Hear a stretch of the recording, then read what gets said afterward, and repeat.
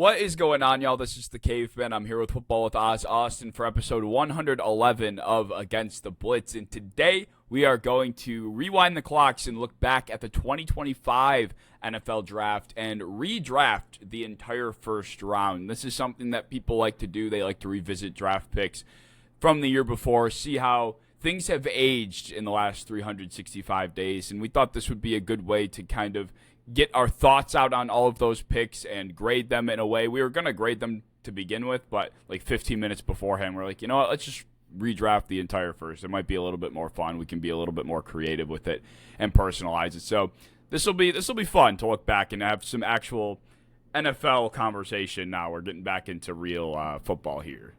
Yeah, like I think this is a healthy exercise for a couple different reasons. I think one, like just grading it based on if the player played good or if he didn't is kind of hard, especially after just 1 year. But I think going back and actually redrafting, it allows us to sit like in the minds of the decision makers and look at what they were looking at and understand like why it was a good or not good decision.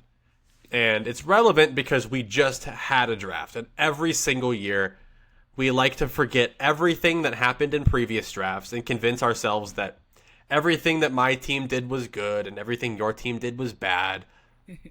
And we forget everything about the previous drafts of what worked and what didn't. So we're going to go back. We're going to put our brains in the brains of the GMs in the NFL and see what they were looking at and see what we would do now after watching their 2025 rookie campaign.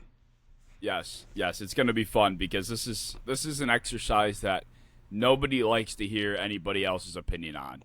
They think the second that there's an opinion they hear that they don't like, you're suddenly invalidated because you're not the GM in the chair. And that's why we're on our couches with a podcast mic and not in the league. That's a frequent comment that we get, just for the sheer fact we have a different opinion than their fan base. But before I kick off the first overall pick, there was this hypothetical that my friends were going back and forth about, not football related, earlier this week.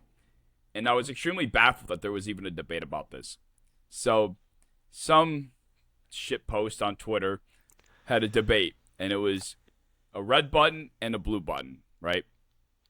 The blue button, if you clicked the blue button, that means 50%.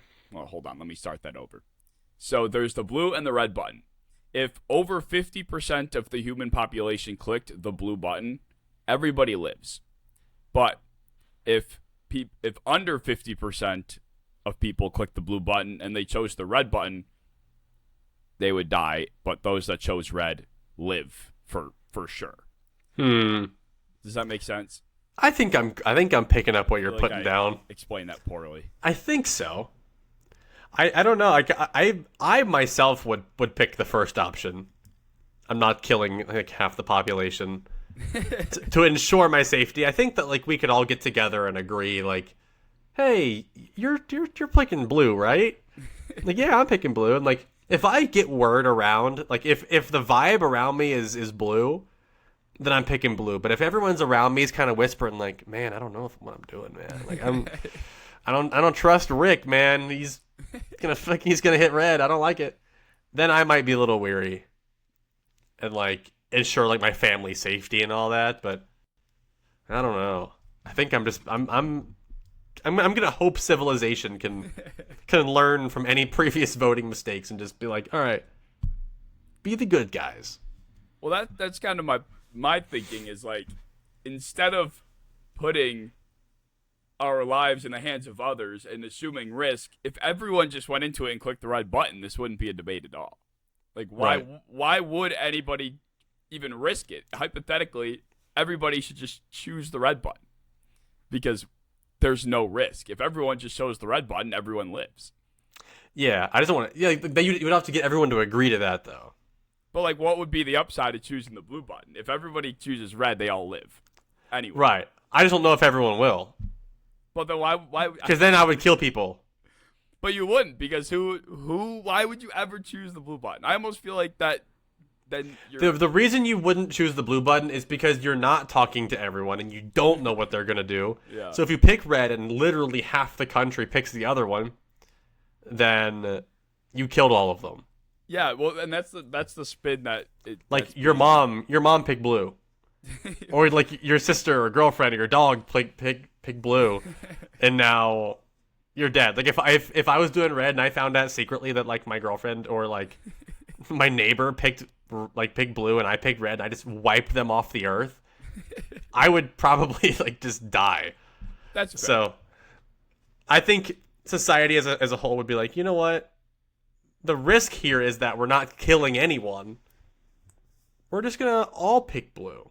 And then we're all okay. I think the context matters as far as, like, do we all know going into it the options? Like, if we're just all told that we're going to have to vote on a red and blue button, and then when we sit down in the closed room, hypothetically, to vote, that's when we figure it out, and we didn't get a chance to talk to anybody, then in that case, I think I'm choosing the blue button because I'm unsure of other people and their thoughts and how they would approach it. I would be scared to do what you're saying, so I would choose blue. But in the event that, and this tweet didn't really give the specification on this, but in the event that everybody knew beforehand that this vote was coming up and we knew what we were voting on, why couldn't we just band together and say, all right, everyone just choose red? If you choose, like, at that point, if you choose blue, that's on you. Like then now you're killing yourself in a way. I don't know.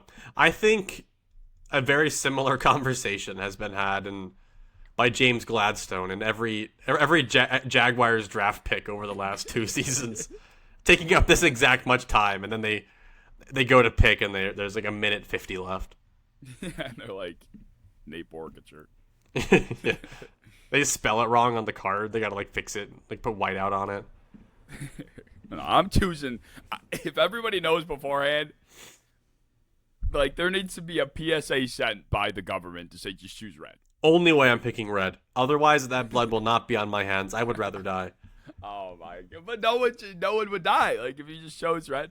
Like, or if they're just like everyone pick blue, then no one dies. Also, that too. That also would make sense. But you're still assuming some risk though, because you are more likely to have snakes choosing red in that scenario than you are having snakes choosing blue, because selfishness will prevail in this situation, unfortunately, in the world.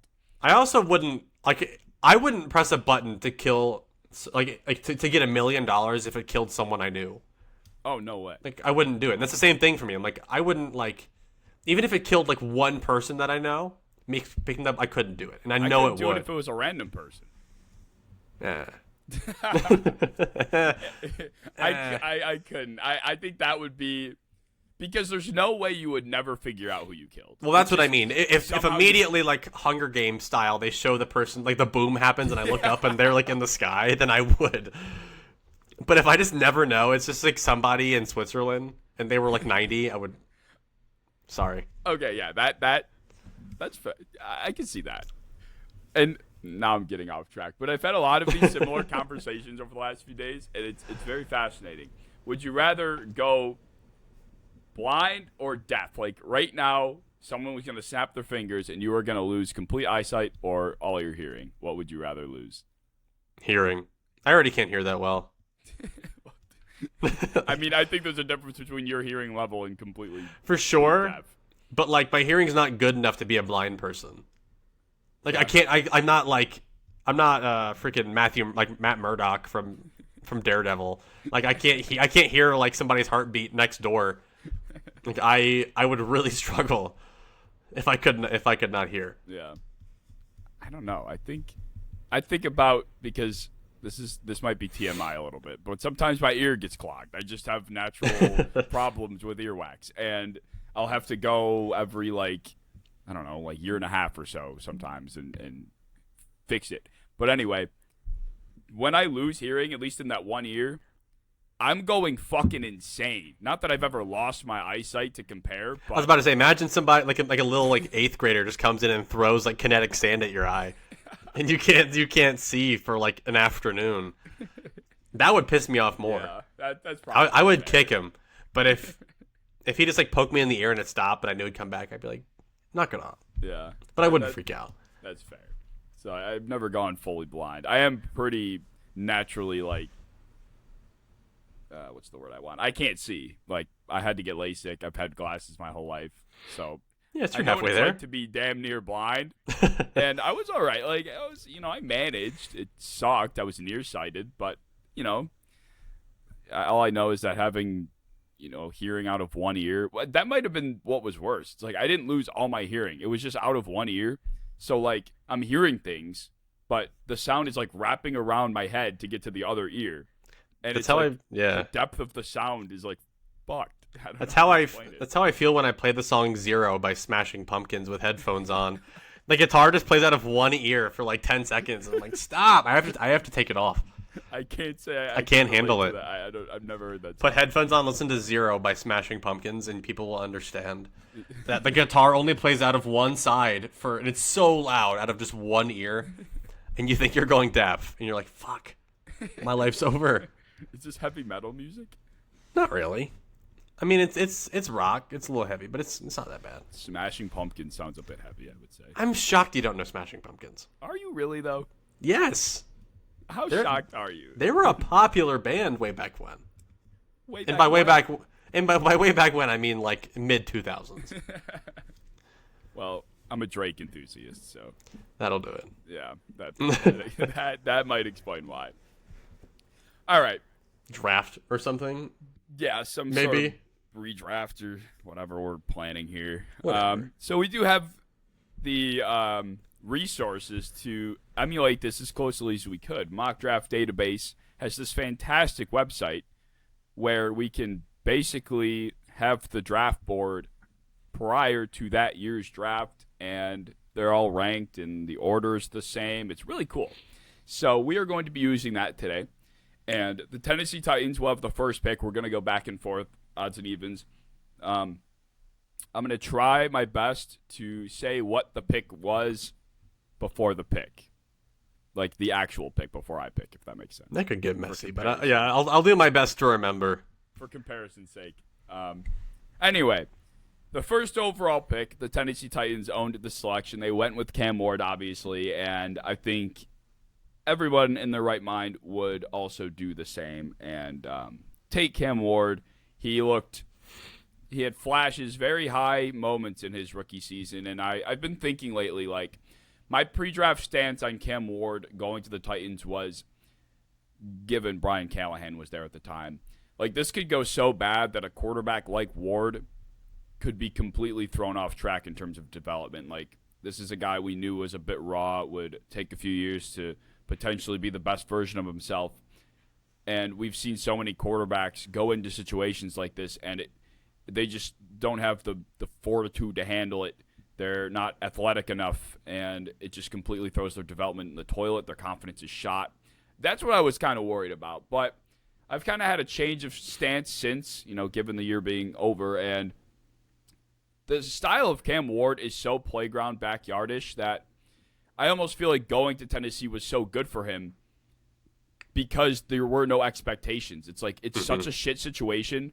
No one gave a shit if he threw an interception on a random play. He can just go out there and play the purest style of football without really caring about the consequences too much because he knows he's the guy. They're not really in a position to win shit right now. The help is terrible, and no one would ever blame him.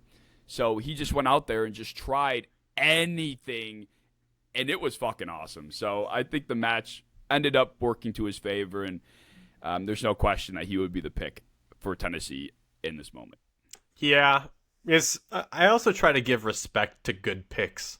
So if I come across a pick, and even if there's a quarterback I may have thought played a little better rookie year, for starters this year, I don't think the difference is even large enough to really justify that. But if someone made a pretty good pick and it worked out, I'm going to try and get him to keep that pick because good picks are hard to do, and I'm going to respect the GMs in this case. I'm not going to act like I know more than them if they made the good pick, but some of these picks were pretty bad, so we're gonna try and fix some of you guys. And second overall, we have the Browns here because they owned this pick on draft night as the draft started. However, come their turn, they traded it to Jacksonville for the rights of Travis Hunter. So the Browns are going to pick here, though. Because in this case, we do not believe the Jaguars will be trading up again, knowing how Hunter's rookie year went. So I'm going to pick Jackson Dart for the Cleveland Browns. We're not going to take Mason Graham again because who knows how the other quarterbacks will fall. We know Jackson Dart had a very nice rookie campaign. And it was between him and Shuck for me. And the only reason I went Dart was a couple reasons. Dart's just flat out younger, first of all. So I think they had pretty similar rookie years. I'm going to lean the young guy. And I don't think Cleveland has the stuff necessary to run a spread out vertical passing offense like the Saints could with Kellen Moore and Chris Olave. I don't trust the hands of those shitty receivers in Cleveland. They're more of a condensed, run heavy, use your tight ends, use the quarterback to run if he can, and that feels very Jackson Dart to me. So he'll be my pick, second overall. I like that. I think the Browns would be over the moon. Browns fans would be over the moon in this situation. Like, Jackson Dart would be the first quarterback in quite some time to kind of like walk the walk but also talk the talk. Like, they've had a lot of personalities in this room, like, you know, the whole Manziel experiment, and obviously with Shadur. Like, there's a lot of attention being brought to the Browns and has been brought to the Browns, but the on-the-field product that comes with it just hasn't matched it, if you will. And I think Right. Dart brings that swagger, but he also brings the toughness, the effort. Like, he is legitimately the I'm going to die on the football field kind of guy. Yeah. And that's, you know, a big part of why everybody likes Dart. Hopefully, you know, that kind of tones back a little bit going forward. But but without a coach trying to kill him, I think he'll be fine, and trying to rip him out of the medical tent and throw him back in the game. I think Stefanski's been a little better quarterback-wise with that. And I think in theory, if Jackson Dart produces a similar rookie season, I don't think Stefanski's fired. I understand Daboll was fired, but Daboll had a shorter leash, I think, going into this year. And Stefanski was partially only fired, in my opinion, because of the disaster of the quarterback room. And him supposed to being like the quarterback guy, it was a bad look. But I think if they made a right move and got Jackson Dart, who had a minimum a B+ rookie season for our quarterback, I think he would still be here today. Yep, agreed.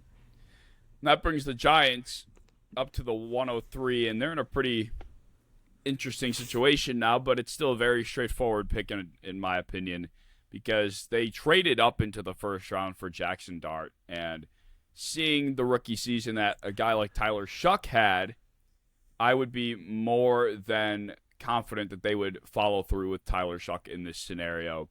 You know, anytime I talk about Tyler Shuck, I have to reminisce on my pre-draft opinion of him, and I'm not too proud of it, but he definitely looks the part. I think, you know, Shuck, how good he looked with Olave. I mean, you can only imagine how good with Malik Neighbors Shuck could look. So, you know, this is a guy that he threw a pretty nice deep ball at times. Like, I think the Shuck to Neighbors connection would be pretty fun to watch. I think Dart is great and all, but as far as like how you're going to maximize what weapons are in New York, I think you're getting more out of Malik Neighbors with Tyler Shuck than you might get with Jackson Dart. Agreed. That was part of my recipe for why I picked Dart to Cleveland, because it was just Shuck wasn't the right move for that. But I really like him with Neighbors. I really like him in an offense that can push it a little bit. And to me, I personally felt that he was the most impressive rookie quarterback tape-wise out of the bunch. But him being comfortably older than the two, and being a little bit more of like a traditional quarterback, whereas Cam Ward, like you said, is a playground guy, and Jackson Dart's very, very much like a play within the system, run the football and make the easy pass type of quarterback. Shuck's degree of difficulty on the things that he can do, but also the ability to execute the offense at like a basic normal quarterback level was very impressive, and I think it was a testament to Kellen Moore too, about how much he got out of him and how much he's gotten out of every quarterback he's ever done. So good on them. I think Shuck would 100% have been my pick too. Yeah, Kellen Moore deserves a lot of the love. He got out of his NFL career as a player, and then jumped into the coaching scene real fast, and he made the Cowboys a well-oiled machine. He he won a Super Bowl with the Eagles, and now he's over in New Orleans. Like, he's made a lot of different, unique situations work. So Kellen Moore is silently one of the better offensive minds in the NFL. Like, at the time he was hired in New Orleans, it was kind of like, and I even shared this opinion, like, kind of an uninspiring hire. It just felt like, the last coach looking for a job and the last team that had an opening kind of met at a bar, and they're like, yeah, I mean, what other choice do we got? We got to get married, right? So, but it's ended up being a very, very, very beneficial turnaround so far, and I think that we talked about it last episode. The Saints are on the rise, and I think a lot of people are quite aware. Yeah. That brings us to New England, who took Will Campbell last year.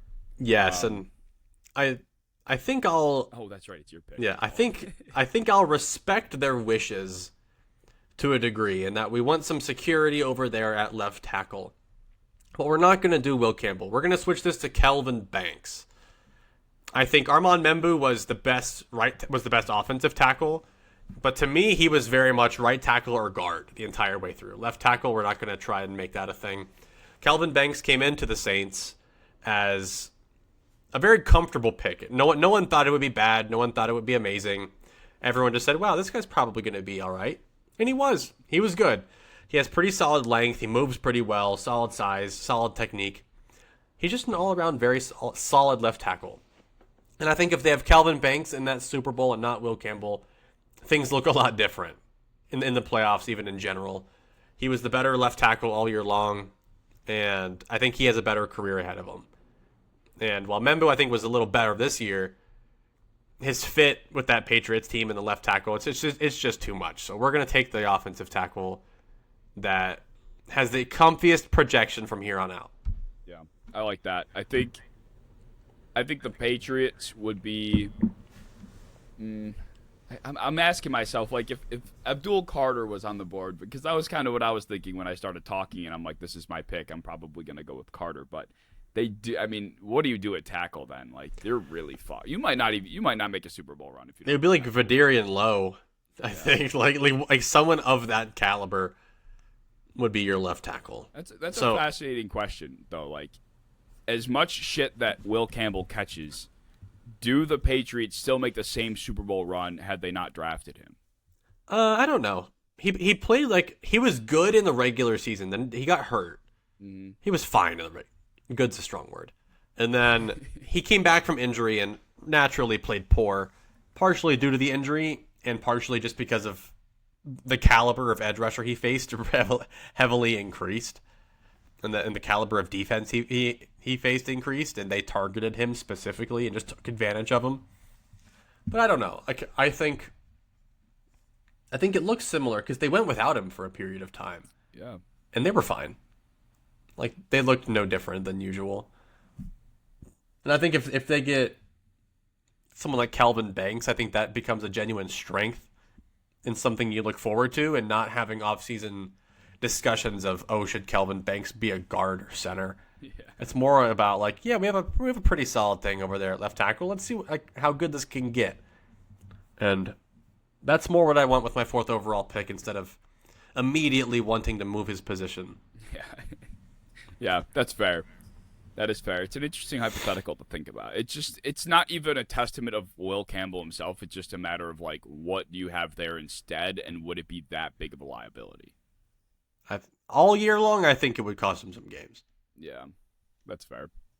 Yeah, they were getting terrorized in the postseason as is. Like, if it's worse, which we're anticipating, like, you probably lose a game a little bit sooner than you did, because they got away with a lot of bullshit offensively. Yes. Fuck, man, that was the worst playoff run I've ever seen, offensively speaking.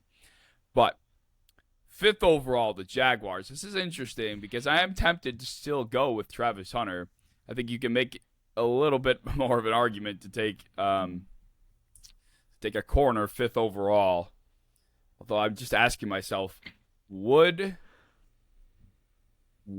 James I guess it's not James Gladstone making the pick. I'm fucking making the pick. But Yeah, it's not predictive or yeah. predictive of their mindset at the time. It's what would you do?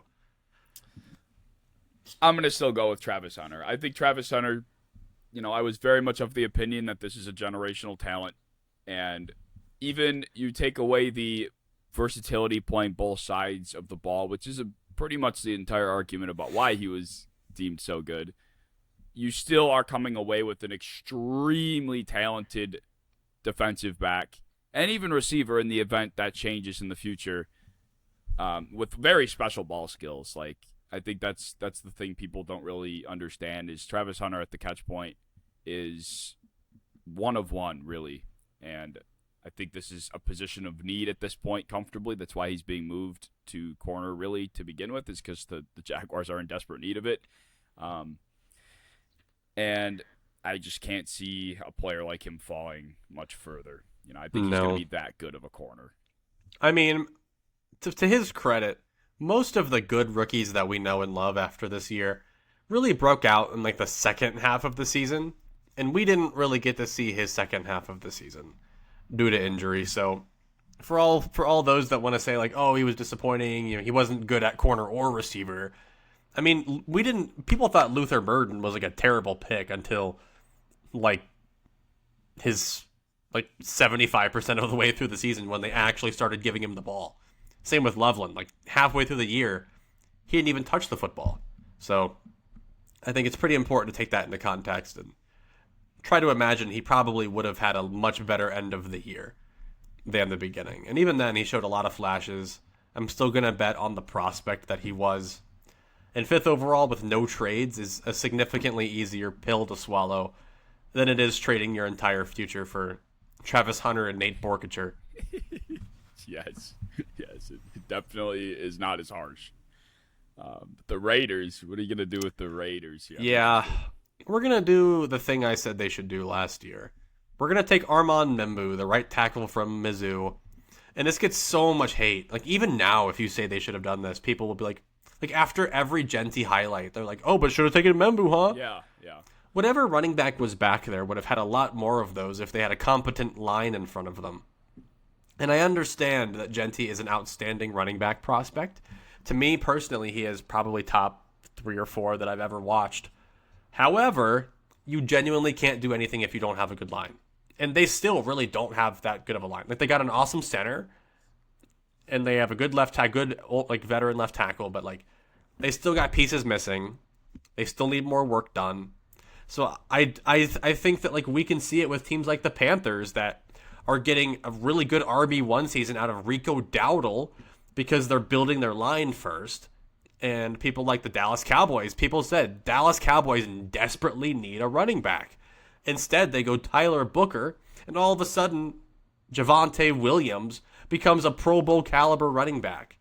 So maybe building the offensive line first so that any running back could succeed is better than getting a running back and then hoping maybe we can fix the line later.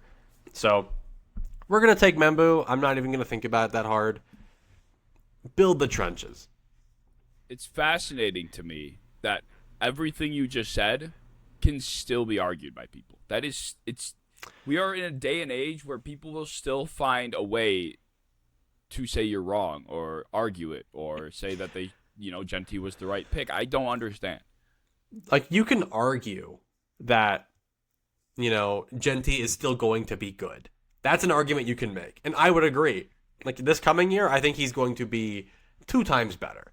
And then for the next couple years down the line, I think he's going to be a very good running back. That's not up for debate, is whether or not Genty is an elite running back prospect or not, because he is, and he was. And he should still be treated as such. But when you don't give him the proper stuff around him, he's not going to look like one. And they were so bad that they had to draft a quarterback first overall. So still this year, they were still not going to be drafting offensive line in the first round. And they put quarterback money into their center, which was awesome. It's going to be a huge help, but still, they still have Delmar Glaze at right tackle after the year he had. They still have holes at guard. This is a team that still needs some more help. They couldn't fix it in his first year. They couldn't fix it in the next offseason. I'm just worried about it. and he will improve this year. But I really think that right tackle and then free agent running back has been the way to go for a little bit now. Most definitely. Most definitely. It's not even something you like. I'm sorry, you can't argue it. I think anybody that tries to argue it, like you were saying, takes the angle of he will be good. This is going to be a great player. That's the only avenue you can take. But I still don't think that is a valid reason to follow through on a draft pick like this. And the aggravating part is, in the event that in 3 or 4 years from now, the Raiders are in the AFC divisional round or whatever, they do turn things around, and Genty's 1,200-yard running back-to-back seasons. That will be people that believe this was the right pick. That will be their Super Bowl. They'll be like, yeah, see, look, everyone said after his rookie year that it was a stupid pick and it didn't work out. And look at us now. It's like, well, in this hypothetical, the offensive line probably got a lot better from, then and now. It just is not even. Or it just goes from a stupid pick to a decent one. As of right now, it was a terrible pick. It was a terrible rookie debut. He was good. The running game was still the worst in the league. So it's not on him at all. It's just entirely on the support system. So as of right now, it was a terrible pick. And if he plays well, it becomes an all right pick. Because they were still bad enough to draft first overall. Their offense still is not looking like it's going to be a playoff caliber offense. I mean, they have Jalen Naylor at wide receiver 1. I'm still not convinced that this is a team that is going to see the true fruits of Ashton Genty for quite some time. And offensive linemen are meant to marinate and reach their prime at 28, 29, 30 years old. And a running back is quite the opposite. So if they're not ready to use him efficiently right now, and he still had a ton of carries, he still took a beating, I'm a little worried about it. Oh yeah, I'm horrified. Well, not really, because I don't give a shit. But this will be. It'll be interesting to see how it ages, because, like you said, this is not a team in the near future that is looking like they're suddenly going to turn it around. So we'll see. The Jets at 107, they took Armand Membu with this pick last year. I think in the case that Abdul Carter fell in their lap, I would 100% be on board with that selection. They go with David Bailey this year, obviously, so they're in search of that edge rusher help. They had 11 sacks from Will McDonald last year, but it was kind of one of those yeah, he had 11 sacks, but how much did it really help kind of thing? And it was almost like Brian Burns has a lot of empty sacks to me. I think Will McDonald also had a lot of relatively empty sacks. Now, to be fair, when you play for the Jets, any defensive impact you make probably is going to be empty. But there's a difference between 13 sacks from a high impact player that you can really feel the gravity of, and an 11 sack season from Will McDonald, with all due respect. But I do love using empty sack as a way to just completely nullify anyone's impact. Not that this one is, but I love doing it. I'm yeah, but those stats didn't matter because they still sucked. But yeah, I would agree. I think Will McDonald, especially with his run defense, he gets sacks, but that's it, man. Yeah. And that's Brian Burns, I give him credit. He's a solid run defender. He takes more I bet the defensive the offensive coordinators, they have a meeting about him. They're all right, let's figure out how to not get blown up by this guy. Will McDonald, they're yeah, just fucking put a tight end on him. Yeah. just run him to the bench. But yeah, I think, a prospect of his caliber, I think 7th overall would probably be his floor of where he would slide, because the Jets had needs. Edge wasn't their biggest one, but God, they had him everywhere. So just spin a wheel. Whatever position that lands on, pick the best player there, really. Yep. Edge rusher's definitely a good one to bet on. Yeah, they were, they're gasping for, one of those cornerstone talents. And I unfortunately don't think they came away with one in this past class either. So Abdul Carter would, I think, satisfy their needs a lot more than Bailey will. All right. Panthers select Tetaroa McMillan, wide receiver, Arizona. All right, number 9. Who do the Saints got? Oh, you did. Wait, do I have to undo that, or no? Is that like actually your? Oh, that's my pick. Okay. I'm not explaining it. That was a good pick. Yeah. That's it. That's fair. Yeah, I mean, what else would you do unless you? I mean, literally, like, yeah. I'm just saying, like, Panthers got it right. Like, there's nothing here. It's not Will Campbell. It's not Genty. Their running game was fine. I thought about like one other player, but I'm gonna give respects. Good pick. Fair. Well, the Saints then on the clock, and they are a team that obviously took Calvin Banks at 9th overall last year.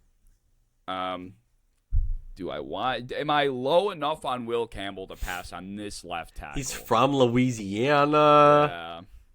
Yeah. He does kind of have all the gimmicky things that matter. Oh, yeah.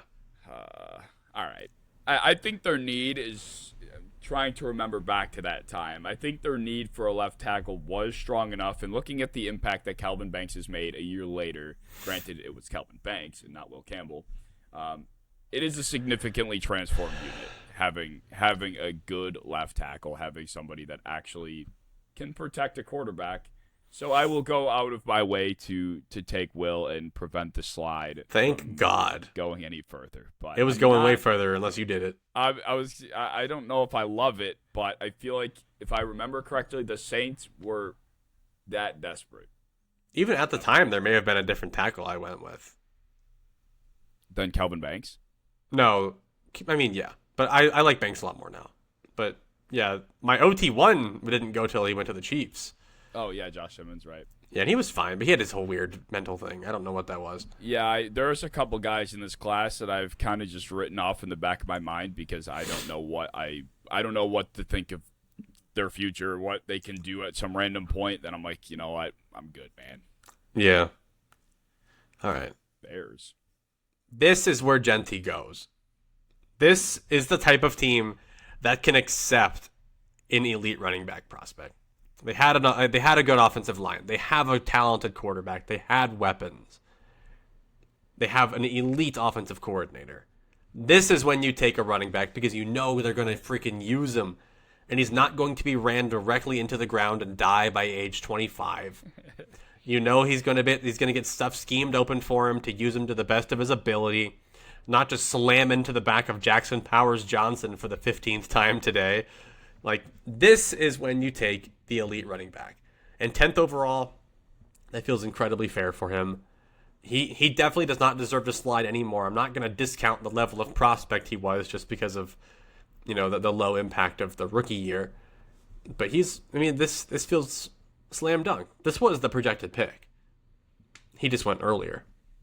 Yeah, there was a lot of smoke with Genty going to Chicago at that time, and it was easily the most seamless fit. It was easily the best feeling pairing for Genty, and it's unfortunate it didn't go that way because I think beautiful. Oh my God! I mean, I don't think you could ever dream of a possibly better matchup of Genty and Ben Johnson and Caleb Williams.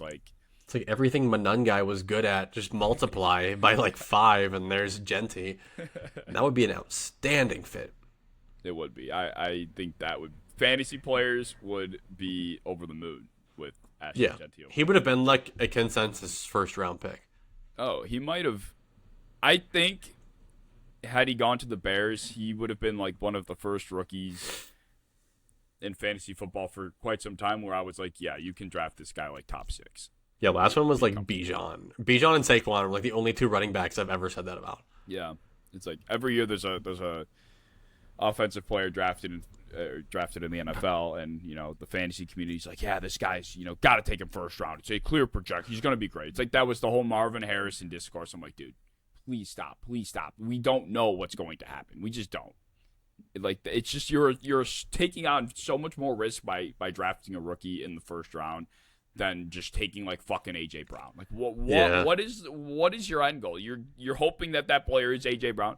Like what are you doing? You're risking everything for nothing. So, but Genty in Chicago would be that bread and butter. Just, oh man, that would be fun. Mm-hmm. The 49ers in a precarious situation here. They went with Micah Williams last year, if I remember correctly. It was at the They did, right? Oh man, I think I don't know. This is kind of difficult. I look at the receivers now, and that's kind of just a really big like eyesore, if I'm being honest. And I feel like I was thinking to myself with George Kittle, and he's getting a little bit older and missing some time. Like, it would be fun to have like Tyler Warren here just in the wings, but it's kind of a waste of an 11th pick to draft a backup in a sense. But I also think of how good fucking Jake Tunges was. So I'll just keep his Jake fantasy Tunges. good. He was Jake fantasy Tunges good for was sure. Great. Jake Tunges was way better than anybody could have ever expected. Jake Tunges came on the scene out of nowhere and just took off. So shout out Jake Tunges. I think in this event though, I'm gonna go with Luther Burden. Really? No, actually, that's a good pick. I was just kidding. I think Luther Luther Burden with Kyle Shanahan would be an absolute blast. I was gonna go like Buka, but I feel like there's something about Burden that feels more Shanahan-y to me. He's just. I think he was the most impressed I was by the tape of any receiver this class. I think if he got the volume that Tet McMillan got, I think that we speak of Luther Burden as if he were like the consensus receiver one. I already do. I think he was the best, but production didn't really kick up till later in the year. But I think if he was in San Fran, I think he 100% is a fantastic football player still. Yeah. And yeah, looking at some of the other options, there were some fine like high floor defenders that I was looking at, but who cares? Get a really good receiver. You're like right. He's proven he's good. He's proven he can be versatile. That's what Shanahan needs. It's a good pick. Yeah, feels more. I don't know. Like who feels more Ayuk to you, Buka or Burden? Would you say? Burden. Buka just doesn't have the Ayuk athleticism. Yeah. Burden was probably the most athletic receiver we've talked about so far, or will talk about for like a long time in this draft. Yeah. The Cowboys. Tyler Booker, Dolphins. I'm not thinking fast enough. You're just putting me back on the spot too quickly. Tyler Booker was, dude. I'll talk while you think, but Tyler Booker was considered a reach, offensive guard from Bama. Big, wide-bodied, big boy, big, thick presence, but he couldn't really move that well. And people were like, "Boo, bad pick." Ended up being one of like the best picks of the first round because, like I was saying, and I'm gonna keep ranting about this on my soapbox until the fucking shit breaks. Tyler Booker made Javonte Williams look like a first-round running back. Not just him, but building the offensive line full of big, thick, strong guys that can move people in front of them makes Javonte Williams, who turned into like the RB3 in a shitty Denver backfield, comes to Dallas. Fans were upset that he became their RB1. They draft Tyler Booker instead in the first round, and Javonte Williams goes to the Pro Bowl and is one of the best running backs in 2025. So this is just yet another lesson of drafting linemen first. Dallas has been doing this forever. They got Travis Frederick and Zach Martin and Tyron Smith, Tyler Smith. Dude, they're fucking killing it all the time because they always have a good line. Yep. I mean, we just saw Vega go 14th overall. Yep. And I thought he should have gone sooner. So I think the impact of guards is starting to change a little bit in the eyes of some people. Like, guard was previously thought to be one of those, like, not so premium positions because it's, they're a little bit more scheme reliant, if you will, or, the guys around them. They're not as much on an island, obviously, just playing between two other guys. But I think the importance of running between the tackles is just growing massively, especially with the way that the league is, going back to more run-heavy, 12 personnel, big bodies on the field. That's kind of the trend right now. And we're seeing the importance of guards really, really skyrocket. And with that said, at the 13th overall pick, we are looking at a team that was very, very desperate for interior offensive line help. We saw what, oh my God, what's his name? Austin Brewer. Is his name Austin? Aaron Brewer. Aaron Brewer was able to do for the Miami Dolphins on the inside. And I asked myself, man, if they just had a guard on top of it, it would be great. So I'm gonna go with Gray Zabel. I'm gonna put Gray Zabel in Miami. I think of two guys that are extremely mobile, two guys that are very good getting to the second level. A team that went with Jonah Sevenaya. What pick did Sevenaya get? Second round. Yeah, that terrible. was who they plugged and played, and it was an absolute disaster.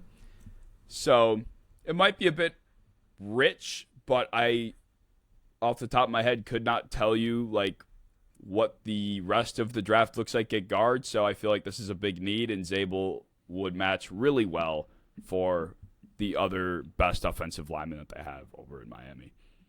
Yeah, I like that a lot. I mean, like you said, he moves well. He has every kind of mindset, right? I guarantee he's following multiple hunting accounts on Instagram. And he just has the right stuff to be a successful lineman. And I think their offense looks a lot different if they have a guard like that. And the pick of Kenneth Grant was such an underwhelming pick, especially for a run-stopping defensive tackle. You kind of wish to see a little bit more impact on year one. Yes. Especially for how little he offered in the passing game. He was kind of just supposed to come in and just be like a DJ Reader, and he just was like a Mike Pennell year one. Kind of disappointing. Could still be good. Probably will be. But taking the guard that was good on the Super Bowl winning team, not a bad pick. Yeah, that's true. I was a big fan of Grant, and I really liked that I really liked that pairing a lot, and I was thinking about Mason Graham for that reason, but I wasn't over the moon about Mason Graham's rookie year or Kenneth Grant's rookie year, and I do think that the soar of interior offensive line is just, I mean, that's kind of why Tua suffered multiple horrendous concussions, because the interior offensive line was just deteriorated to shit. So I'll go with Zabel there. The Colts, what do you I know what you're gonna do. Hold on, I'm getting a call. Colts fans have talked. We are keeping tight end. We're going to take the best tight end available. Colston Loveland. Yeah. Let's go. Tight end one. He's... I hate the... I actually love Tyler Warren. I adore the player. But Colston Loveland is better.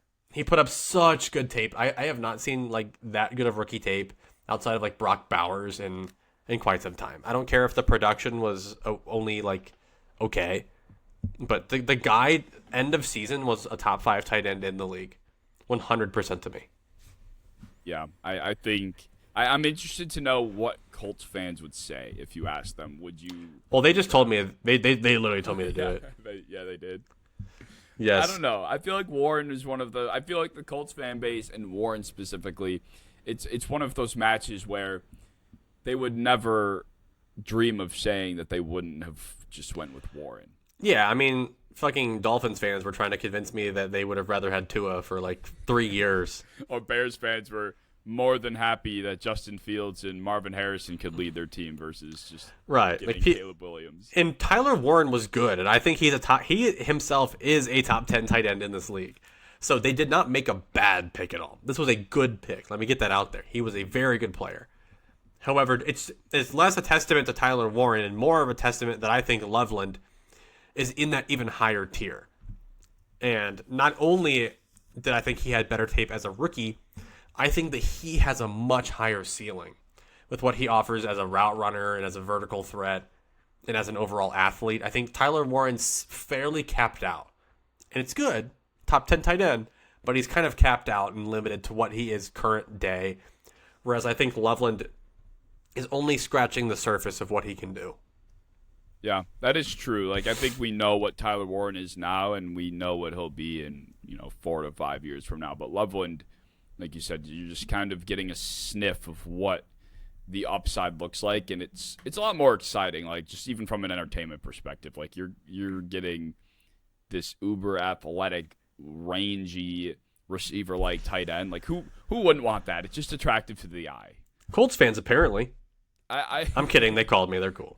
No, I really think it's almost like one of those things where, like, some people that have, like, they get a dog, for example, or even kids, like, they would never, like, some people just maybe weren't cut out to be parents, but, like, they would never ever say that they maybe shouldn't have had a kid. They love their kid.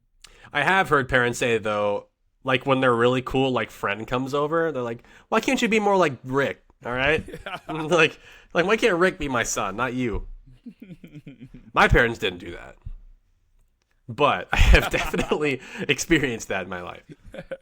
I think it's the same thing with Colts and Warren. It's like, they're just so happy with how things have gone, and they love Tyler Warren. They could never, ever dream of it. But, like, there's a little voice in the back of their mind that's like, yeah, that's probably the better player is Loveland. But who cares? Good pick either way.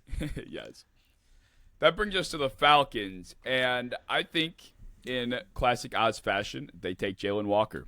I feel like Jalen Walker definitely transformed this defense, and he's just a perfect fit. Like, they do a great job with these in-between type of players, the Falcons do, and I think the combination of Pierce and Walker definitely made the impact overall, but Walker's the better player to me, and I'm not sure there's anybody else on this board that I'm overwhelmingly happy about. So I'm fine keeping Walker here. I like that. You're not going to believe this. Uh-oh. Walter Nolan, 16th overall. Yes, good pick. I thought about that for the Falcons for a second. I won't lie. Dude, it was hard because his grade to me was almost inconclusive because he was hurt for like a majority of the year. But when he came back, there was no doubt in my mind that I felt that he was the best rookie defensive tackle that played snaps last year. He was very impressive, very explosive. In this redraft, I'm preferring that he also doesn't get injured again. Yeah. Like, I'm hoping in some way I can, like, talk to him for, like, a second longer and alter the course of his life forever in some way so he doesn't get injured. But even if he, like, their season was a disaster either way. You have a long, athletic, high upside, 3-tech player that they've been looking for a long time. I think it was the right pick, and it forced my Bengals at 17 to rush a different pick because he was 100% our pick. You think so? That's kind of like consensus among Bengals fans. It's like, we knew we were getting Walter Nolan. Everyone was like, yeah, but Walter Nolan might as well make him a Bengal. And then he goes 16. And he's not like a good enough prospect to like trade up into like the early teens to get him. So I get it. And I bet they like Shamar too. But yeah, most people thought we were getting Nolan. And then we all assumed that we just got jumped when he got picked. I like it. And I think you will also like that at 117, the Bengals, instead of going with Shamar Stewart / floundering with two, we'll say, raw linebackers later on in the draft, I'm going to give them Carson Schlesinger. Yeah. 17th overall pick, because this was the defensive player of the year as far as rookie defensive player of the year as far as I'm concerned. And, I think did he get defensive player of the year votes? Like, I feel like he might have gotten like one. Who, Schlesinger? I could be wrong, yeah. He won. I'm saying like overall defensive. I meant defensive player of the year. Oh, I think people projected him to like have the most tackles and stuff. Like, people knew he would be good, but I don't know how much he actually. I know Abdul Carter dominated that space, and then there was like Travis Hunter and like Malachi Starks and Evan Wari. But yeah, he definitely was not top 5, top 10, maybe even top 20. Well, I'm thinking like, I know he didn't. I was thinking like he actually like got, because when they do the actual final voting and then you could see like who got how many votes. I thought maybe he was one of the random players that squeaked out like one vote for some reason. Oh. Because yeah. you know how they'll do like they'll release the list, and it's like, why did like Justin Herbert get an MVP vote? Yeah. Like that's kind of what I thought happened. But obviously, Schlesinger won Defensive Rookie of the Year, and he was easily the best linebacker. I think, as good as what the hell? Jahad Campbell was. Schlesinger was that cornerstone type of defensive unit changing player. That's a mouthful. So the Bengals need that in the middle. So Carson Schlesinger it is. I'm sorry. What? Nick Emanwari. Oh my God. But these aren't even invalid. I kind of forgot about Emanwari because I'm kind of looking at like the list of players available, and I'm like, Shadur Sanders, yuck. Will Johnson, still don't know how that knee is. I'll be a little cautious, but he was good. Yeah. Jahdae Barron didn't even play. Mike Green, fuck off. And then I was like, I scrolled a little bit, and I was like, oh yeah, you're here. Nick Emanwari was like arguably like the second best rookie in my opinion, next to Schlesinger. So easy pick. He transformed their defense. I agree. That was like the missing chess piece for that unit. He kind of unlocked a lot back there, and the way that McDonald was able to deploy those secondary players. I mean, those guys were just flying all over the field, man. Like, they were in the backfield, they were on the second level blowing people up. Like, they were all over at all times, and you could tell the way that they stressed out opposing quarterbacks. Like, they just had them in hell constantly, and Nick Emanwari was a big reason for that. But he was another guy that kind of had that second half of season emergence. Like, a lot of rookies were, going down that path. Like, the first half of the year, people were like, where's Colston Level? And haha, it's so funny. Everyone thought he was the best tight end in the class, and now he's nowhere to be found. And then, the last 6 or so games of the regular season, even in the playoffs. Yeah, he looked great. Yeah. Yeah, he was their best weapon. Oh, yeah. I think so, too. Bang. I think he was Caleb's favorite weapon, too. I think he really started to develop a rapport with him pretty quick. Well, he's really hot. So I get it. He's attractive. He looks Max's. He's a hunk. Yeah, I don't. Tyler Warren. There's a little. I mean, you might find it appealing, but there's a little cavemanness to him. Not you, but in general. Yeah. Our more textbook image of a caveman. There's a little bit more of that to him than there is of that young hunky college sweetheart in Colston Loveland. Yes. Like he's the hot guy doing my landscape. That's so weird. All right, Tampa. Who we got? Okay, Tampa. I want to go with Egbuka. I do, because especially knowing how the receiver depth dwindled to a point where he actually was very relevant very fast after thinking he wouldn't be relevant at all for a good amount of time was pretty damning. But I'm very much attracted to a player here, and I don't think he can fall much farther. And I think they love him. I'm going to give them Tyler Warren. I knew you were attracted to Tyler Warren. Oh, yes. The I said it. The Tyler Warren, just gritty, like, in-your-face, physical brand of football, going to a Todd Bowles-led team. Like, I think this is that's just kind of Tampa. Like, I get a vision of Tampa being like this, physical, mean football team, and I think Warren kind of plays that sort of ball. And Cade Otton's great, but I feel like they were obviously looking for more weaponry. I don't think Tyler Warren can fall farther than this, and I'm not too sure. I almost thought about Will Johnson here, to be honest with you, but I'm going to go the fun route. Yeah, I like that a lot. I mean, he's kind of just like Cade Otton, but you push his sliders up, yeah. Like a good handful for every category, and then you got Tyler Warren. So really good fit. I mean, they just extended Otton, but I'd imagine they would not if they were to draft someone like Tyler Warren. With the amount of injuries that they have, and they always tend to lose at least 3 receivers a year at the same time, and they end up running like O'Keefe out there at slot receiver. Like, I promise 2 tight ends would not have been a problem. No.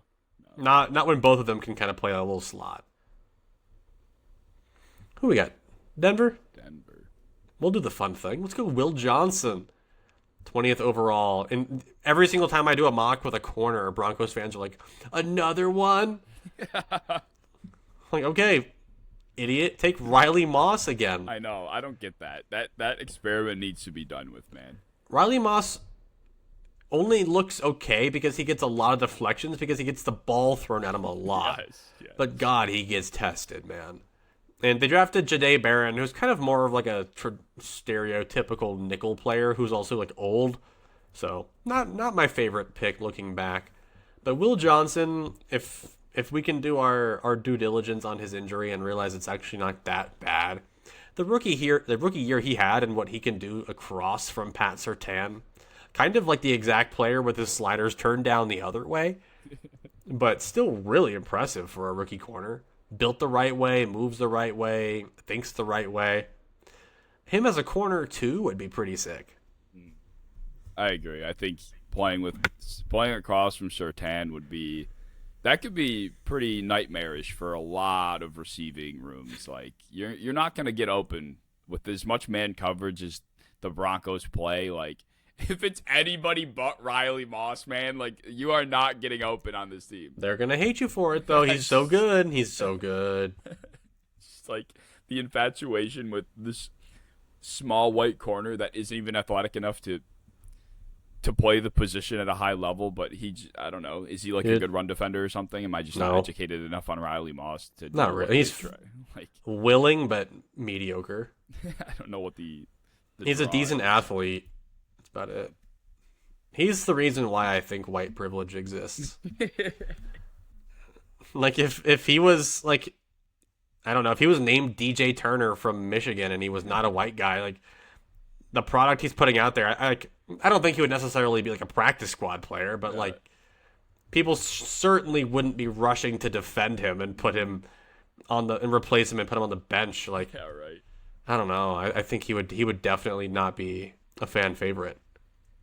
And I don't think he is a fan favorite. I think those comments are just from people that like him for some reason. Not all of them. Right. Not all Broncos fans. Well, that brings us to Pittsburgh.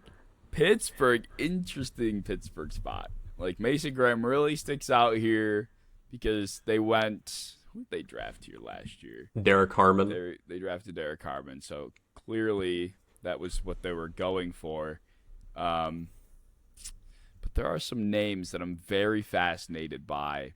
Jahad Campbell being one of them. I know it's not necessarily the biggest need of all time, but I think if there's one liability on that team, it could be found on the second level. It's just tough because like where do you put him? And secondary's rough, but then again, I'm not too sure I love anybody that's available.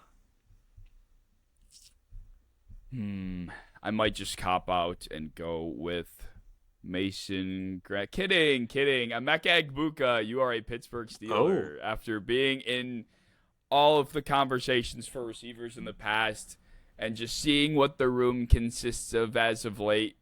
They need just a smooth route runner that is that middle of the field operator. Like we don't need these big bodies. We need somebody that just kind of glides across the middle of the field and can just win by running. And that's Emeka Egbuka, a very clean route runner. They don't have that, and I feel like they haven't had that in quite some time. So I'm going to go with Egbuka here. I feel like the fit would be good. And they were a team that were supposedly in on Mekhi Lemon, so kind of the same premise. Yeah, I mean, he feels like everything that Jeremy Bernard is at the same time. Like, they've clearly had a liking to receivers like this for the last couple of years and desperately thought that they needed one.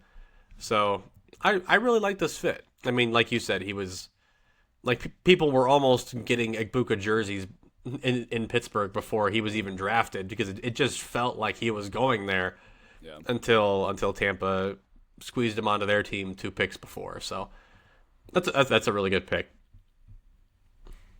You're in a interesting spot here.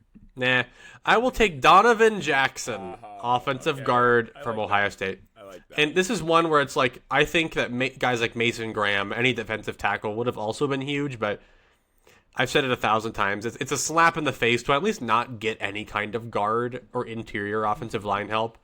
And this is one where me redrafting, I just saw both offensive tackles get injured. So I would desperately prefer Donovan Jackson not to play tackle. But they put Bobby Hart out there, so I'll accept Donovan Jackson on my field if Bobby Hart is able to get out there. Yeah. But if not, I thought Donovan Jackson was perfectly mediocre for a rookie guard, which is fine. He was good for a guard, mediocre for a regular guard, which is solid. We take that. And with the guard field left after this pick, waiting until the second round to get one would not have been intelligent, in my opinion. And doing nothing clearly was unintelligent, evidenced by their playoff performance. So I like where we're at, where this offensive line is at with Donovan Jackson, Rashawn Slater, Joe Alt. It looks kind of nice. I like that. Yeah, it's rather amazing that they walked out of this class as well, not taking a guard early on. They went. Who'd they take in the they reached on Jake Slaughter. That was their pick. Yeah, I think they want to play him at guard, from what I've heard, which is crazy to me. Yeah. Let me look up their depth chart really quick. That is very horrifying. And I'll let you think of your next pick, because I don't want to take up too much time looking up depth charts. But yeah, they have Tyler, whatever the hell his name, Biadasz. I've never known how to pronounce that. But Biadasz, yeah, I've only read his name. I've never heard it. Yeah, they still to this day have Jake Slaughter, Cole Strange, and Biadasz at center. Man. All those guys are interior, starting interior players with Trevor Penning as their elite depth over there. Wow. Fuck? They did nothing. That's horrible. This is the same team. Just it's slightly upgraded. But God, dude. Poor Herbert, man. The Herbert Texans game was literally the football equivalent of that meme or that gif of the guy that pulls his sword out in front of the army that's running at him. If you know what I'm talking about. Yeah, it's Jon Snow from Game of Thrones. Is that what that is? Yeah, I didn't watch that. Yeah. Yeah, that is such a good show. Equivalent of what that game was. It was Herbert pulling out his sword, dude, with no one to help him in front of him and just praying it can work out. It was the equivalent of those poor ants I found crawling on my counter and what my open hand did to them. My open hand is crazy. Did you have a paper towel or something? No, after, but no, it was just a slaughter. There's a whole generation of ants that think I'm the Grim Reaper. It's so bad. But are you not the Grim Reaper though? To them, I am 100%. Like I don't think for them they're thinking it. They know you are. Yeah, they just see a hydrogen bomb coming down and destroying their village. That shit is so funny. Well, Green Bay. That brings us to Green Bay. This is where I will halt the Mason Graham slide. I do think Mason Graham, well, the Packers specifically, went with who they drafted here last year. They went with, why did this go away? The Packers Golden. That's right. Easily a forgettable draft choice. I'll say that. 100%. And secondly, even if it does, that's another whole conversation. Like, I think Matthew Golden will be fine for them. And I think it's great that he's being, catapulted into relevancy on their team because they decided to let a couple guys go. But I still don't understand the vision, and I don't think Matthew Golden was ever drafted to be their wide receiver one. So anyway, they are in need of interior defensive line. How badly they just signed Jonathan Hargrave this offseason. And I think Mason Graham specifically is one of those interior guys seeing after 1 year that he's more of a Robin to somebody's Batman. He's sure. He's obviously not going to turn into Dexter Lawrence or any sort of level of defensive tackle like that. But I do think there is truth to Mason Graham being a huge reason why Myles Garrett had the season he did. And I could see that impact being similar for Micah Parsons on the outside as well. So outside of Mason Graham in this hypothetical, there still isn't much help for Parsons at all. So, and to be honest with you, I'm not going to say that was the case for the Browns either, but at the end of the day, I think we see who the Browns deploy on the defensive front. We just kind of think they're automatically pretty good because we all think of the Browns' defensive line as being above average. But in all reality, it's kind of just the top one or two guys, and they're doing most of the heavy lifting. And outside of Micah Parsons, like that doesn't exist. So Mason Graham could at least bolster that a little bit. Yeah, I mean, talking about forgettable draft picks, they have freaking Devontae Wyatt. Yeah. On their former first-round pick from Georgia. He was, like, in my mind, the most sure thing ever to at least be okay, and he's so mid. Yeah. So addressing that with Mason Graham would be an easy slide in. Like, Matthew Golden, I think he'll have a fine career. I still enjoy him, but he was not nearly good enough to justify passing on a defensive tackle that went top 5 and played well.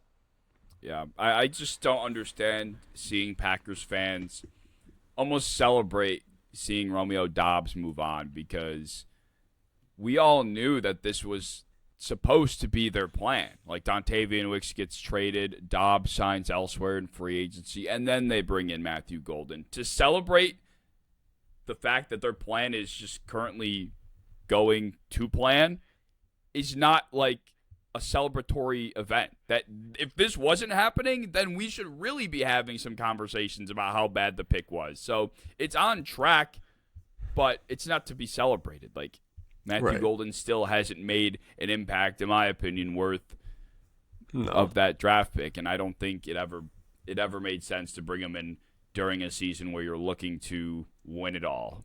But alas. Well, alas, we have Minnesota, their rival, on the clock at 24th overall. And this is a team where it's hard to look back on because of the regime change that they just had with they brought in a new quarterback. They just completely gutted a lot of their veteran players. A lot of their defensive line they've completely gutted with Jonathan Allen, Jonathan Grenard. Who the hell else am I missing? Who's that guy that went to Green Bay? San Francisco, Eagles. He's played there before. Oh my God. Who are you thinking of? Their defensive Javon Hargrave. Good God. Yes. Yeah. So they gutted all of that, and they drafted 2 rookies this year on the defensive line. So I think instead of that, we're just going to take Derek Harmon, who I thought was a very complete defensive tackle prospect, long, athletic. He was pretty good for Pittsburgh in limited action after his injury, and a lot of Pittsburgh fans noticed like he really helped bolster their run defense. And before he came in, they were kind of getting moved out of the way. But when he did come in, it was a new breath of life into that run defense. And I think that his pass rush is still developing nicely. It's not stuck in the mud like some of these other defensive tackles we've seen. So I really like this fit a lot. Yeah, I do as well. The Vikings also, well, it was Harrison Phillips, right? Like 2 years ago, or it's like, or was it this past off? No, it wasn't this past off. It was I think 2 to 3 years ago, yeah, when they had Phillips. And they just, I think they traded him or whatever they ended up doing, and everybody was like, wait, why? It was for like a late day 3 pick with the Jets. Yes, it was like, what the?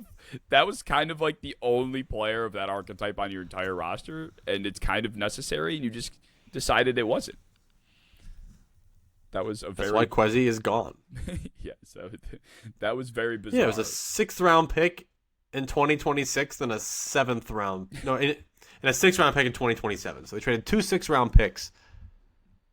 How that was going for you? Yeah, right. Like you lost your only good like Goomba looking run defender, which is a good thing. We say that with love. We need more Goombas. We need more Puna Fords. But yeah, it was a sad thing. So I think getting an athletic, well-rounded defensive tackle prospect would be a pretty nice thing for them, so they don't have to reach on Caleb Banks this year. Yeah, agreed. That brings us to Houston. And I know I said earlier that I'm kind of the opinion that Josh Simmons might be off my board, but I then remember just how badly the Texans needed a tackle last year. You know, they ended up trading back to everyone's surprise, and they ended up with Ursary, which has been fine, I guess.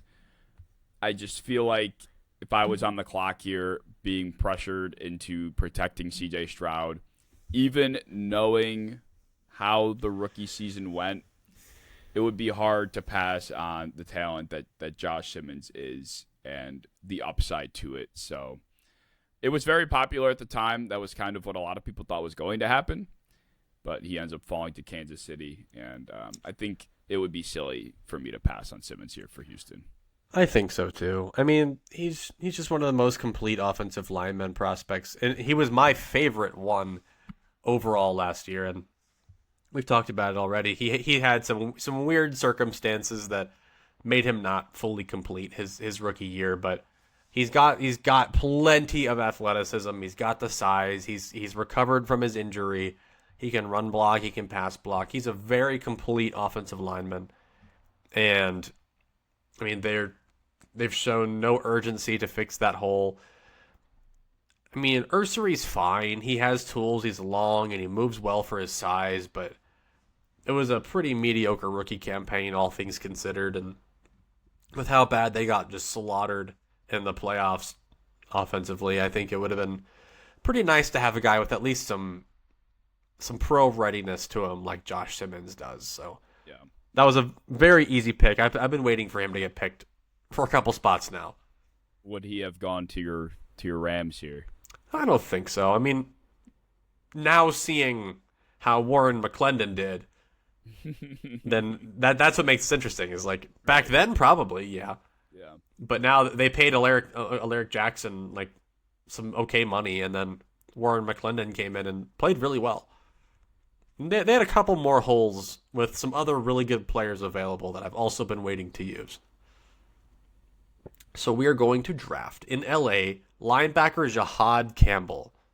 This is a position, one of two positions that the Rams historically have never failed to neglect: linebacker and corner. And corner has been graciously not neglected this year, getting Trent McDuffie and Jalen Watson. Still, that linebacker spot is kind of weird. They have like Nate Landman and friends. So getting a versatile, hyper-athletic, attacking style linebacker that showed a lot of flashes of coverage this last year, I think this would be a slam dunk. Yeah, most definitely. This was your Carson Schlesinger spot for quite a bit of time. I remember leading up to the draft, and it only made sense that Jahad Campbell would slide in for you here too. I think, man, why do I feel like, because Jahad Campbell ended up sliding past, because the Rams traded out. I was trying to remember what the Rams did, but this is clear. Yeah, they moved back. Terrence Ferguson. Yes, my GOAT. What a pick. So very fruitful pick. They drafted Max Clare in the second round right after that. But that pick makes perfect sense. Jahad Campbell to the Rams. If you don't trade out, there was really nothing else that anybody could think that they would have went with other than linebacker, if I remember properly. Maybe corner. But It's linebacker and corner have been, they're as automatic to the Rams in the first round as a white safety is to the Vikings. It's so easy. It really is. This year it was Mekhi Lemon and Ty Simpson, but yeah, anytime the Rams pick 20 and later, it's always corner and linebacker. Well, the Ravens here went with Malachi Starks last season, and I think I might stick with it, but I'm not entirely positive I love it. So I'm trying to think of... With Minter, though. Yeah. Do you know that at the time? Like, that's the hard part. It's like you have a terrorist in Orr as your... So it almost makes me not even want to draft a guy. Yeah, right. Like, he's just going to turn him into pudding. Oh, man. Yeah, I think he had a good enough rookie season still, nonetheless, to feel fine with it. I'm, thinking, because, Michael Williams is, the next best edge. I'm just not in love with that at all. I'm not, Shamar Stewart is here. That could be fun. You know what? I think that's what I'm gonna do. Actually, I think I'm still gonna bet on. Fuck. James Pierce is here too. Man, that guy drove a car into his girlfriend. I can't draft him, man.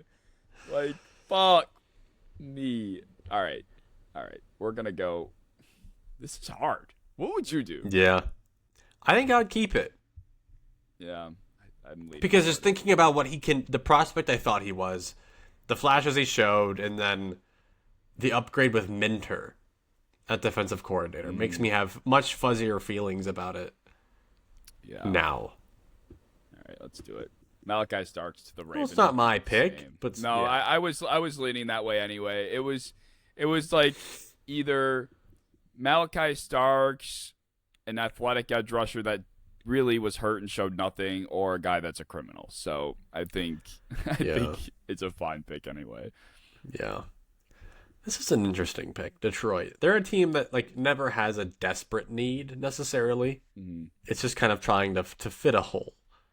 And I think I'm going to honor and respect their pick of last year, but alter it slightly in the fact that we picked Kenneth Grant, the nose tackle from Michigan, instead of Tyleik Williams from Ohio State. In this scenario, he falls from 13 was it, or 11? 11. Where did he? Yeah, 11. Yeah, 11 from Miami. We're gonna fall to 28 to Detroit. He stays in the state of Michigan. This is a team that clearly tried to prioritize a run-stopping presence on the interior. DJ Reader has historically been old and injured, and Aleem McNeil, didn't he miss the entire season to injury? So yeah. They desperately needed a player like this, and I think Kenneth Grant offers just a little bit more upside than what Williams does. So I think this would be a nice pick for him.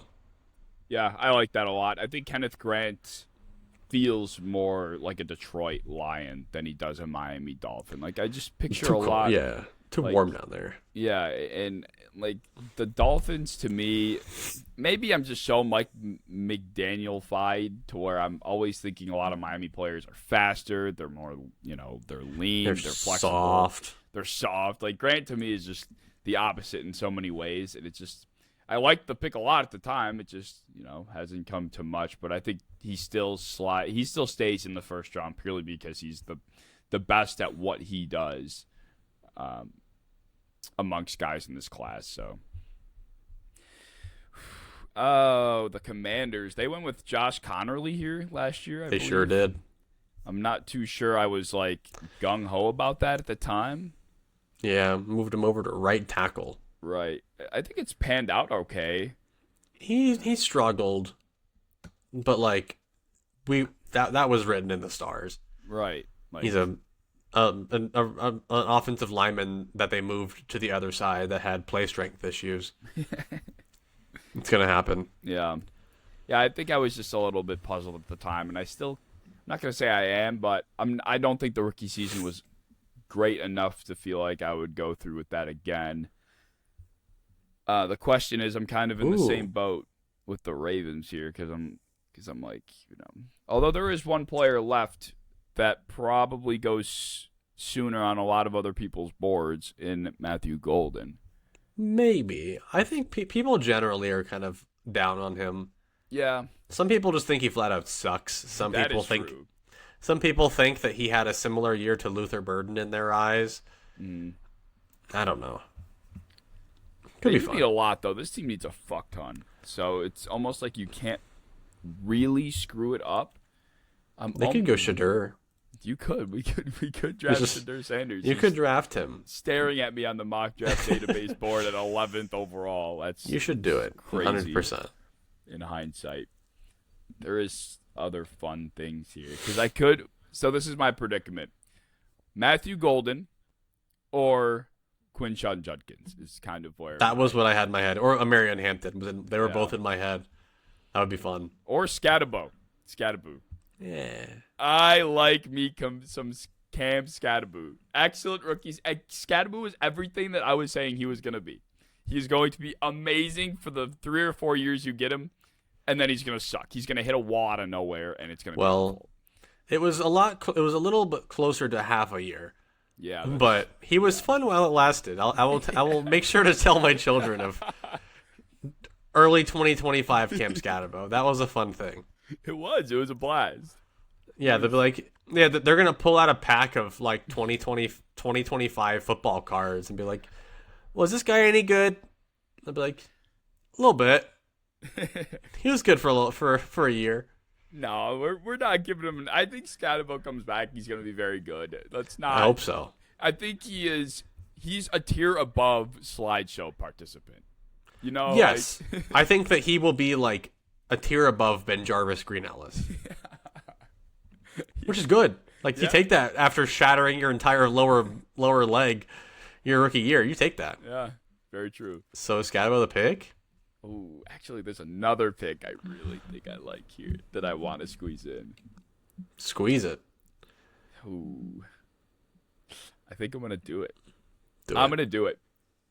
I'm giving them Harold Fannin Jr., Oh. the Browns tight end who had an electric rookie season. They just had Zach Ertz, walk out the door. They brought in Chiga Okonkwo to replace him. You could argue that they have other needs.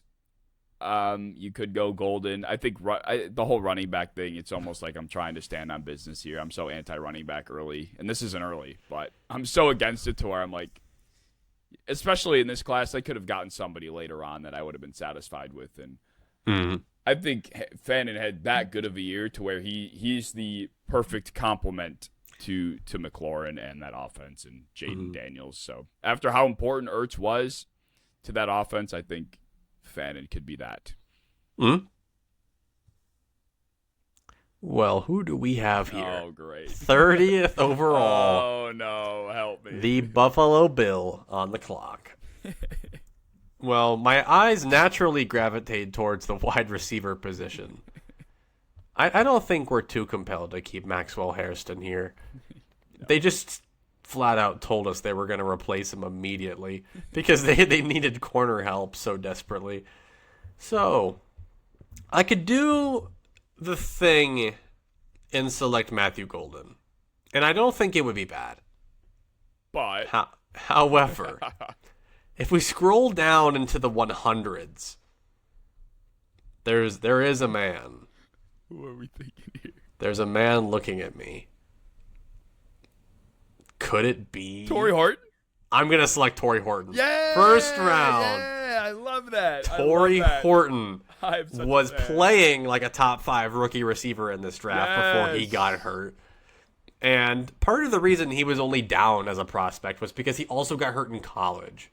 So it's like, maybe he's just injury prone. But also, maybe we would have been way higher on him in the first place if he hadn't gotten hurt the first time. So, Torrey Horton, I think I just like him more than Matthew Golden. It's as simple as that.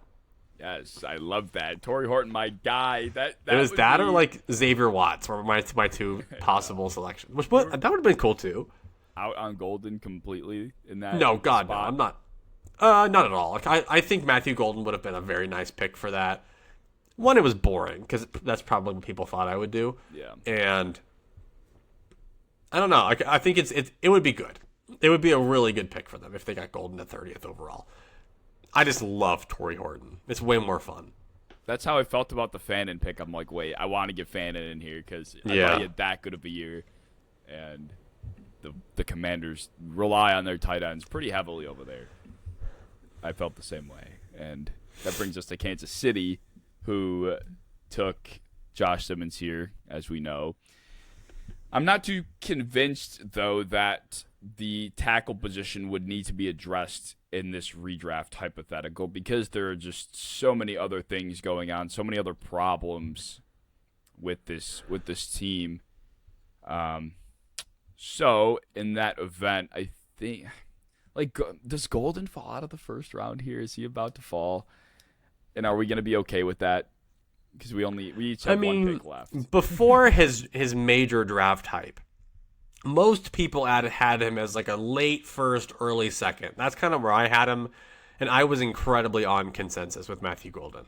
So I don't think it would be the craziest thing in the world. Maybe it would be crazy that we just picked Torrey Horton before him, but nonetheless, he had like, how many yards did Matthew Golden have? Like, did it start with a 5? No. Or I'm less? Convinced it didn't. It was way less. 361 yards for the rookie. He's talented, but that does not warrant like an adamant must be taken in the first. He's talented, so if you do it, applause. But if not, I mean, it's a redraft, and he had 361 yards and like 1 touchdown. So be it, Yeah. So, what else? I think that Golden in this spot, it just doesn't fix what I feel like they need. It's just another, like, smaller receiver that, runs fast, gets downfield well. Like, I just don't think they need more of that. They need different types of receiving talent. That I think you slide Golden into this room and you're kind of left with the same problem. So I'm not loving Golden here, but we do know how much they invested in Ken Walker at running back, and I'm interested in getting a running back here. I really am, especially given I'm just not like Micah Williams. I don't know. That just feels like another Chiefs defensive lineman that just goes there and becomes nobody. It just feels like that is the same circus we would see with him. Mike Green's also semi-felon. All right, we're gonna go with who I thought was the second best. Well, honestly, the best running back in 2025, and Quinshon Judkins, best rookie. Boom. I love Judkins. Yeah, you were a big Judkins. I'm so happy he's good, and I don't look like a psychopath for having him so high. Yay. Oh my God, Caleb Johnson, bro. Oh my God. What? Caleb Johnson, man. Yeah, I'll make him the pick here. That works. Yeah. Philadelphia, would you like Caleb Johnson? Pittsburgh sure doesn't. All right. Philadelphia. I feel like I always have to pick a guy with crazy traits. Because I always just assume Philadelphia is going to develop someone well. So, we're going to pick Shamar Stewart for Philly. We've talked about a needed edge for them. I mean, currently, this year they had lost Josh Sweat. So it was like Jalix Hunt and Nolan Smith. You have a combined 130 pounds of edge over there. We desperately need a big, beefy, athletic presence. And they're good enough to let Shamar Stewart develop and marinate and not need him instantly like the Bengals did. Yeah.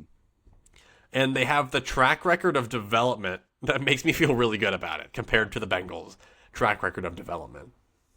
Yeah, definitely. And the edge rushers the Eagles always seem to employ, like you said, are these types of players that are just pure athletes more than power and strength guys. Like the Chiefs go after, the George Karlaftises of the world, where these big, beefy power type of edge rushers where I mean, Stewart's got that too, which is the cool part.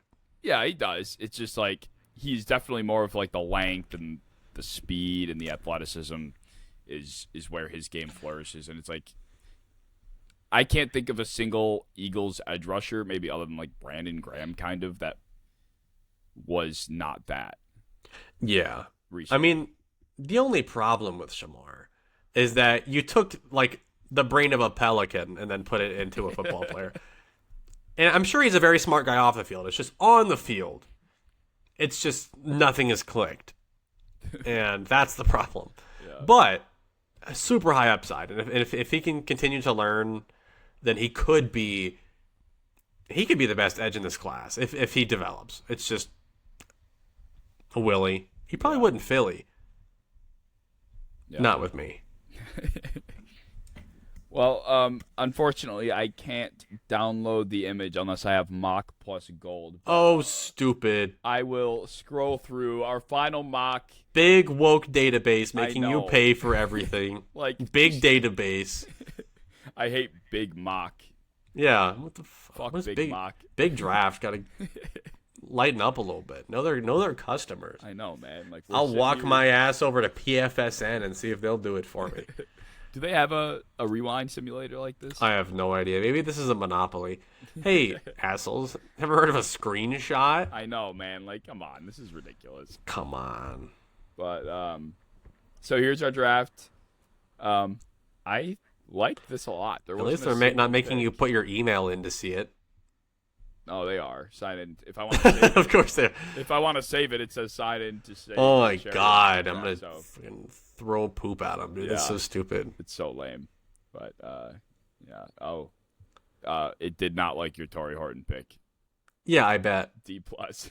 Well, I didn't like their Maxwell Hairston pick, so you know what? Ligma.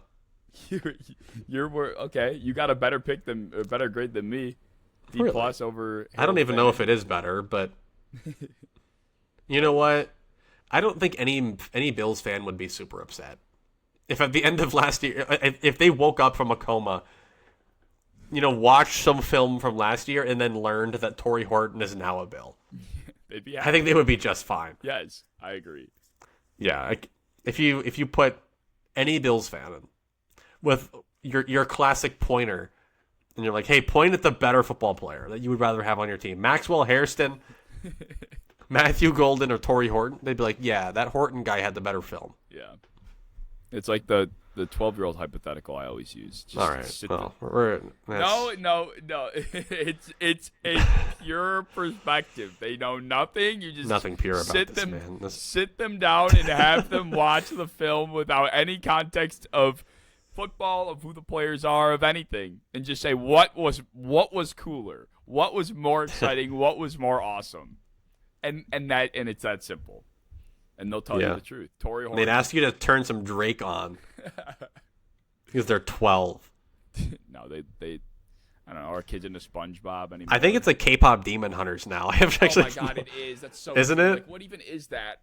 I don't know. It actually kind of looks good though. I'm gonna watch it. Dude, it's like, why is McDonald's? I never thought I'd live to see the day where McDonald's Happy Meals are like partnering with shit that I don't even know. I don't even know what it is. Like at least before they were doing like the Travis Scott meal. Yeah. But now. Yeah, I want the Schlatty Patty. Yeah. Cactus Jack sent me. Dude, I've never assaulted anyone, but I felt like it when I went to Burger King for the SpongeBob Krabby Patty meal. For like that, like it was they were selling Krabby Patties and they were out. Oh my god, I was irate. We were in Indianapolis for this. Like I had to get it. I was so upset. I was so pissed off. I'm never one to try the meals that these places collaborate to make, but I feel like I have to start because I don't know. Yeah. I just want to be a part. I want to be involved. Give me that Migos menu. Give me the Migos. Give me the go-to offset meal. What was the Migos menu? Was it at like what, Popeyes? I don't Yes. know. Yes, it was. How do you know that offhand? Because I go to Popeyes all the time. Really? Oh yeah, big Popeyes fan. I feel like if I want chicken, I want Dave's. I'm a Dave's hot chicken guy. Oh yeah. I was like, who the hell's Dave? I was like, yeah. Dave's hot chicken. I've heard mixed reviews. Probably from Drake haters. I've heard it's good if you like some mid chicken. Okay, if you like Raising Cane's, you'd probably like Dave's. I mean, I've never had Raising Cane's. We don't got it out here. It's all right. Yeah, is it overrated? It is. The sauce. If the sauce has to carry the chicken, it's an overrated joint. That is fair. Especially if you can easily make that sauce at home, which you can. So that's fair. Mid. Well, we'll be speaking on more bullshit as the offseason progresses. So we'll yes, have to think of topics. We should just actually announce now. We're gonna rank chicken places. Okay. And I will do research in this time in between. Understand now, I will have Long John Silver's top 3. Long John Silver's. I'm gonna have to go and eat at these places so I can have an educated opinion. 100%. So we should We're gonna schedule this out, and I will have tried as many of them in my area as I can to come up with a educated opinion. Quarterback Summit / mukbang coming up soon. Yes, we have to have the meal on hand of our favorite number one. It's like my number one, and I pick up my Dave's hot chicken sandwich, and I take a bite out of it. It'll be cinematic. People will flock. All right, well, that's enough of the redraft / yapping session that we had. It was very, very fun to go back and look back at this class. I'm glad we did it this way versus just grading. This was definitely more fun. So. Yeah, I would have been done by pick 15 if I was just grading. I'd be like, yeah, that guy was fine. Oh, yeah, that guy barely played. Right. Jahdae Barron, who knows, dude? Right. So I think this was a lot more interactive and exciting to do. But with that said, as always, if you guys enjoyed, like, comment, share, subscribe, leave all your thoughts down below. If you have any, the Discord is in the description if you want to talk to us more directly. And we will see you in episode 112.